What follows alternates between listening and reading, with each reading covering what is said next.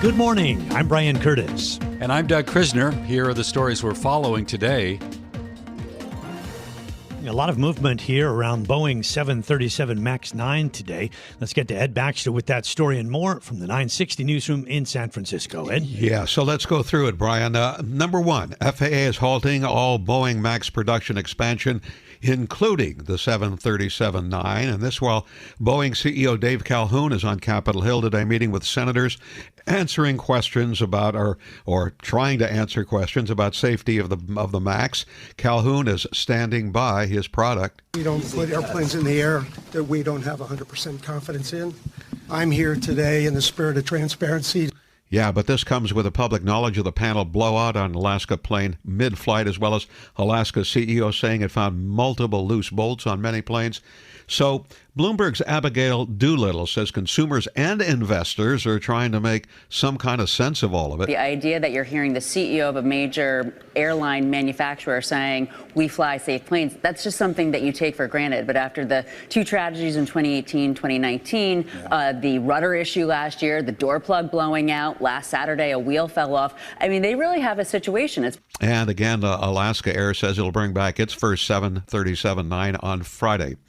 President Joe Biden is securing the endorsement of the United Auto Workers Union. Union President Shawn Fain saying the issue of the president's age is BS. And if we're going to grow our union and organize the unorganized and help the working class, we have to have the right people in power. And he says the other guy, Donald Trump, is a scab. And Biden. Wall Street didn't build America, the middle class built America, and unions built the middle class. And Biden would have a very tough fight without it when Fain says that he has earned that endorsement. Nikki Haley reinforcing today she's still in and she's still attracting some wealthy donors who are definitely keeping the campaign afloat. My parents came here 50 years ago to an America that was strong and proud and full of opportunities. I want them to know that country again. And Reuters reporting that Donald Trump is furious, saying she needs to get out so he can focus on Biden. But former House Speaker Kevin McCarthy says he should do it anyway. He was on Bloomberg Surveillance today saying that he doesn't think Haley will risk losing her home state of South Carolina next month. He says Trump just needs to go ahead and focus now on Biden. So if I was Trump, I would start pulling Biden out. I would make the issue. But remember, a re-election is a report card. Your first election is aspirational. What are you going to do? Now there's going to be a report card on what you did. Now, the latest Real Clear Politics polling average puts Haley about 30 points at this point behind Donald Trump. And let's get a lightning bolt for Jim Harbaugh, should we? We're hearing that Harbaugh's returning to the NFL. Washington Post reporting that he is finalizing a deal with the L.A. Chargers and that barring any last-minute hang-ups, that he will have a deal. In San Francisco, I'm Ed Baxter, and this is Bloomberg. All right, Brian. All right, Ed, thanks very much. This is Bloomberg Daybreak Asia, Brian Curtis and Doug Krisner. And we've been talking about Boeing. Well, today we actually have another hurdle for Boeing in the wake of the ongoing quality control issues. Today, the U.S. Federal Aviation Administration said it would not approve production expansions for Boeing 737 MAX. The move raises questions about Boeing's plan to open a fourth production line for the 737 later this year. Bloomberg's Danny Lee breaks down what this means for Boeing's bottom line. What's key here is that Boeing, its critical 737 MAX cash cow plane, ultimately, it was producing 38 planes a month, and it was going to add a fourth production line in Seattle, which means it could go up to 50 planes a month. And you think about the millions, the billions of dollars it would ultimately generate once this comes to fruition over the next couple of years. Bloomberg's Danny Lee. The FAA says it will not be back to business as usual for Boeing until quality control issues are resolved. At the same time, the FAA has approved inspection procedures that airlines must carry out in order to resume 737 MAX flights. So there is a path there. Alaska Airlines says that it will bring its first MAX 9 back into service on January 26th. Let's go to China next. The central bank saying that it will cut the reserve requirement ratio for banks by 50 basis points on February 5th. Story now from Bloomberg's Joanne Wong in Hong Kong. PBOC Governor Pan Gong-shan said the cut will provide $139 billion in liquidity to the market. Pan also hinted at other measures to come. After the announcement, regulators added more measures to bolster the slumping property and stock markets. Measures include broadening the use of commercial property loans and boosting China and Hong Kong equities. The changes seem to show mounting urgency in China to shore up the economy. In Hong Kong, Joanne Wong, Bloomberg Radio. Tesla's fourth quarter earnings fell short of expectations today. The automaker spent much of last year slashing prices around its lineup. Bloomberg's Red Brown says that choice could have made an impact on the bottom line. It does raise some questions about this strategy of continuing to lower prices. They lowered prices just last week again in Europe. So it seems like that is going to be the strategy going forward. But it doesn't seem to be kind of paying dividends in the company's view going forward in terms of actually selling cars still. Tesla told shareholders to expect weaker sales growth in 2024 as it builds its next-generation vehicle. The carmaker has yet to offer a specific delivery target for that vehicle.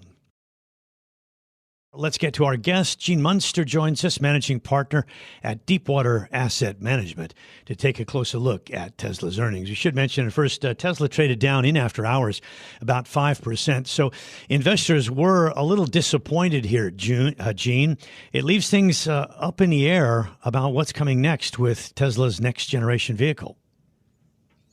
Indeed, disappointment. I think that the disappointment will probably increase tomorrow. I expect the stock to actually drift lower because the guidance in the outlook was sobering, and it's something that I haven't seen. And I believe that this company is in a great position longer term. I think they're making all of the right moves by investing into the future where other automakers are pulling back on that investment. But that doesn't change the reality of how investors are feeling tonight, which is this outlook where they talked about a notable deceleration in their growth rate. And I'm going to decode that. That means that growth is going to go from 19% in 2023 to probably 10% this year, and maybe step up to 20% next year, and then really get going in 26. And so kind of pushing back that what a lot of investors had hoped for was kind of a reacceleration. And the reason for this slowdown is that they made a move that I did not expect them to make. They announced that they are going to be coming out with a lower price vehicle. They did not give the price, but it's probably $30K in line with like a Honda Accord. They're going to move to that lower vehicle. And when you start talking about that, immediately people who are thinking about getting a Model 3 or a Model Y are going to say, let's just hold off and see what that compact car looks like. And so you get this pullback in demand in the near term, and that's what's really causing some anxiety here in the near term on related to their guidance. So, Gene, when you look at the demand side, is price the biggest function, do you think, right now? And that's what Musk has to kind of deal with, which is why this next generation vehicle will be low cost? Price is the biggest issue. I mean, there's still a lot of cars that are sold every year. In the U.S., call it 15 million cars. Tesla will sell about just over 1 million cars this year in the U.S. And so price is one of the biggest inhibitors. There's other reasons why people don't buy an EV, whether it's charging, range anxiety, tend to be at the top of the list, but price is the biggest reason. Average EV is right around $55,000. The average price of a car in the U.S. is $48,000.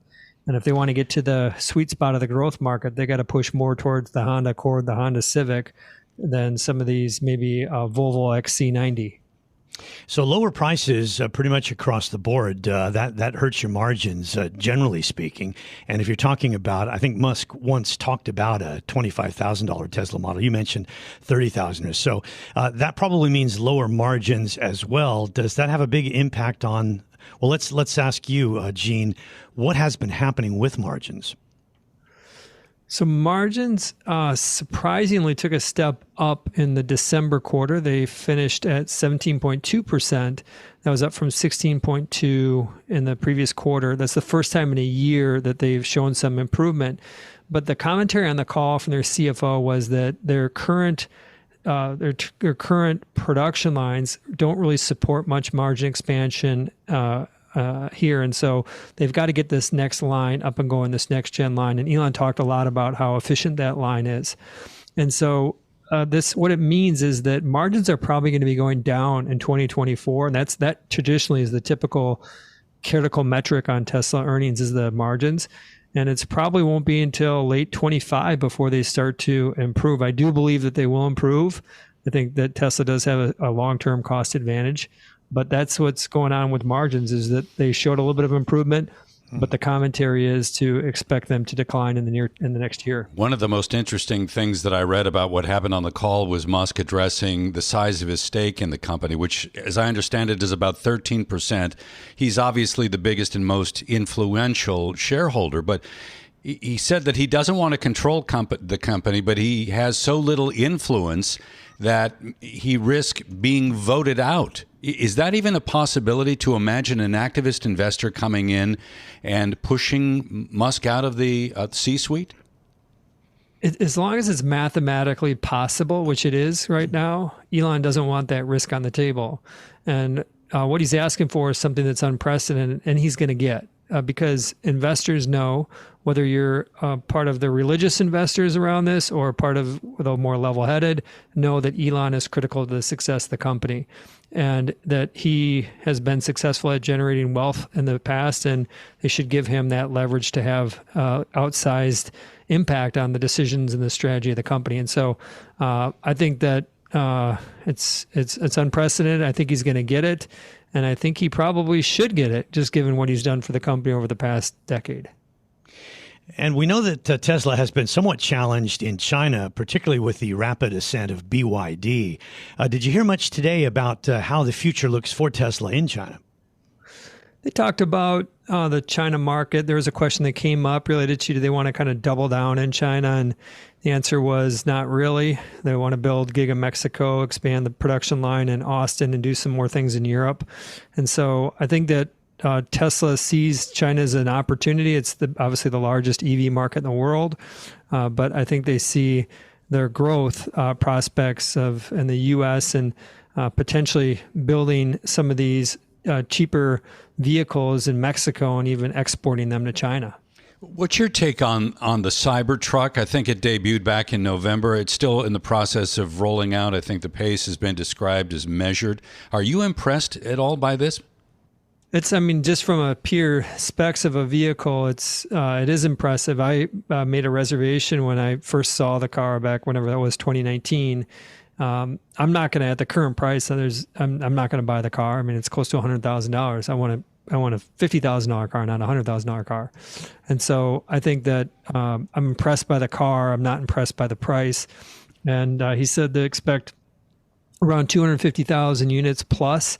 I think that's probably in 2026. But when you kind of add it up, this is going to be a car that's, call it 10% of their overall vehicle sales, and is just still it's going to be more of a that 10% type of a car, not what Model Y or Model 3 are at 45% of sales. It's not going to reach that kind of scale. Gene, you said you're pretty confident about the company's prospects longer term, but if we look at the stock price over the past 2 years, it's down pretty significantly from more than $400 down to right now about $200. And if what we heard from Elon Musk is true, and also from the CFO about lower margins going forward and worse performance in the coming year, the stock price, what's your target for the stock at the moment? So we don't do the kind of traditional sell side targets or investors. And in terms of where this plays out is that I think that this year can potentially be a difficult year. The first part of this year, a difficult year for Tesla shares. I think tomorrow is going to be a difficult day. But my question, I think the question about, is this going to be a higher value company in the future or a lower value, comes down to a basic question is do you believe that electrification is going to impact automotive in the sense that in 20 years, we're going to have more than 60% share of cars that are electric? If you think we will be there in 20 years, we're at about 4%, 5-6% now. If you think we're going to be above that 60% mark in 20 years, then Tesla's doing all the right things to put traditional auto in a tight spot. And if you believe gas is just going to kind of hold on longer than most people think, then it's not going higher. And my sense is that cars are still stuck in a paradigm that's 100 years old. And I think there's a massive opportunity for them to not only electrify them, but automate them. On a lot of levels, I think that's important.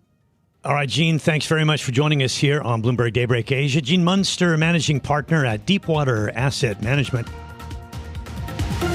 This is Bloomberg Daybreak Asia, your morning brief on the stories making news from Hong Kong to Singapore and Wall Street.